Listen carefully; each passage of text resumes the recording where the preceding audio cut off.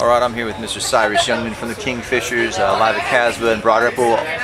You obviously play this place once a month. What do you love about playing the Casbah each month? Well, it feels like a basement. It feels like a house show. And there's this vibe that is somewhat unprofessional. It feels like our own space.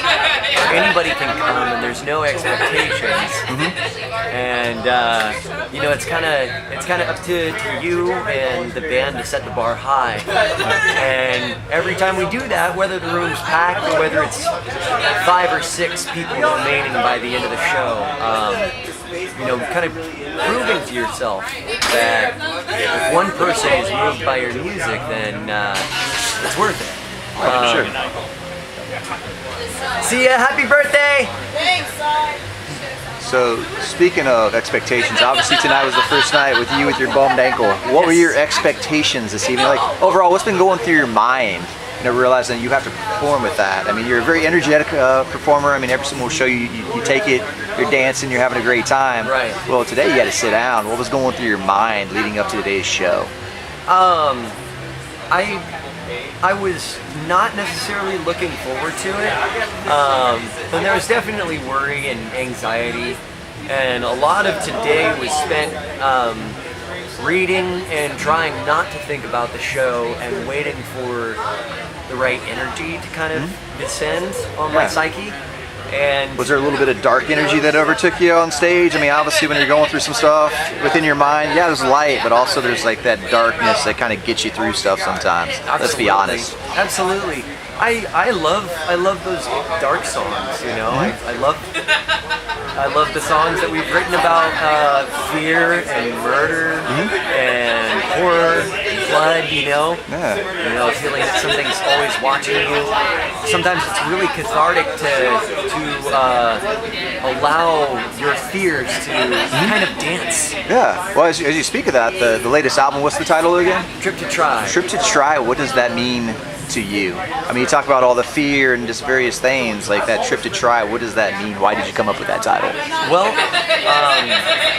I think that we've all thought about death before. We've all faced that reality. The fact that it's coming and you don't know when it's going to hit.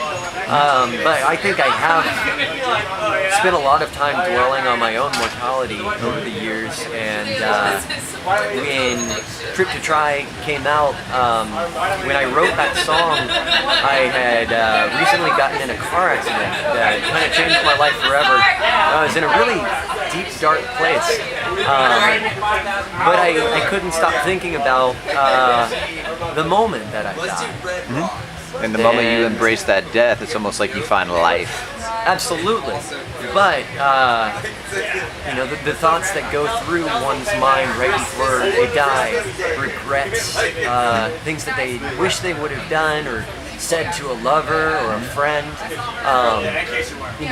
moments and days wasted. Yeah. When you view life through the lens of the grave, you can really kind of take advantage of every opportunity and every hour, whether it's the moment you wake up next to your wife or somebody you love, or the moment an old friend calls you. If you're living in fear, you might look at that call and think, I don't want to pick up. I don't know how they're going to perceive me. I don't know if I'm strong enough. And so I suppose when I wrote that song and decided to name the album Trip to Try, I thought that was going to be my manifesto. It's going to be my own anthem to kind of keep me afloat out of those dark seas that you'll find yourself traveling through in your mind. And then I realized that it could be an anthem for all kinds of people. And that more people need to hear that, and I need to be an example, whether I'm crippled or... I think that's the biggest thing, is being able to show vulnerability as an artist and letting other people realize that we all have those human emotions. Absolutely. So with each song, like you speak of, various fears and human emotions, how do you think your audience perceives those each time you get up on stage, or unfortunately have to sit in a chair? Like, how do you bring forth that energy each time on stage? I think, the first time we played Trip to Try in public, in front of an audience, I was so excited that nobody was talking. There's a moment where everything dies down and it's just the piano and my voice, and I had aimed for intimate moments like that in the past with other songs. But then of course there'd be some bar, gabble and glasses Almost like and, post-show rather than during the show. It's like, that's fine, it's Right. after the show, but like we're playing music right now. Right, and every time, artist yeah. has to deal with that. And, it can be frustrating and sometimes humiliating. Yeah. When you're on your way up. And suddenly I realized that we were in this room full of people and nobody was talking. Everybody was listening to whatever it was. That was the hardest truth that I had to tell, and I was gonna tell it. So it made me realize that this song means something to people when they hear it, whether it's their first time seeing us or whether we didn't have a huge crowd down there tonight, but you can hear the people sing along to that chant at the end, and I know that might play through their heads on really hard days, help them, think clearly or get up off the couch and do something about whatever the problem is that's bothering them. So yeah, I think Trip to Try is a great song that I'm really proud Most definitely. Speaking of which, you just came out with a new album. The big CD release party was about a month or two ago? Yeah. How do you feel since, playing that big show to now? Like, obviously some things have happened, but overall, how do you feel about the successes of the album? Maybe some things to work toward with the latest album. Obviously you haven't written yet, but I'm sure there's some stuff going on in your mind about the next album. Absolutely. What are your goals moving forward as a band?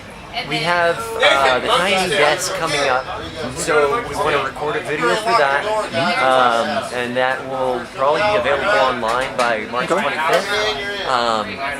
And there's also a music video that we're going to try to do with Matt Panfill for Devil's Necessity.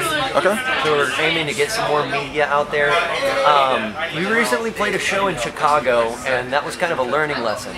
Because we spent money to rent a van and, just try to do everything professionally, and that's actually where this accident happened, where I dislocated my foot. But, we didn't come out on top. We lost money going out of town to play a show and realized that it wasn't worth it. So, it's great to have on the resume you played Chicago. Right. But at the same time, they're like, is it always worth putting forth that monetarily value? Absolutely. So Absolutely. moving forward, what is your goals? Are you planning on doing shows just in Indy? Would you like to do more shows maybe in like a St. Louis, Chicago, Louisville, and that circle, and maybe kind of build more of a fan base? We're going to do whatever makes the most sense, financially, I think, on a case-by-case basis. And we recently purchased a lot of equipment so that our practices could be more productive. Rather than having Matt Corkin, the guitar player, bring all of the PA equipment and his mics and things. Might be a little more efficient as a band. Right. And so that money did not go towards getting a vehicle to transport the equipment for shows. So we're going to be saving up for a van, and we'll probably be playing out-of-state shows here and there on Fridays and Saturdays. Very cool. Yep. Yeah, something to look forward to for sure. When you speak of bandmates like Matthew Corkin, the rest of the gang, I've seen Cyrus Youngman transform into the Kingfishers. Yeah. What makes this brotherhood so special that you got going on right now? Speak of the devil. There's one right behind me. What do you think makes it so special? Like, what's special with the Kingfishers, the brotherhood? We're not the music we make, but our brotherhood. No, we're just trying to get by and dive into something deeper than ourselves, and we found good people to do it with. And absolutely. So we're not special by any means. I feel like there's a lot of different personalities that go into the Kingfishers, obviously. Oh my gosh. Like no other. Right. Is that something that kind of gels, that forms the music, forms that stage presence when you guys get up there? Yeah. You guys were hugging, your kid, let's be honest, they're kissing, there's this special brotherhood. And we're punching sometimes too, and we're fighting sometimes too. Right. How are you? Hey Cyrus. Hey Cyrus, Monkey's Tail. So, gotta move the stuff. Right. We have to get our belongings. Yep. And then Wait. There's Mr. There's a spokesperson back there. Coming up, B. Oh, I'm ready. He's the one.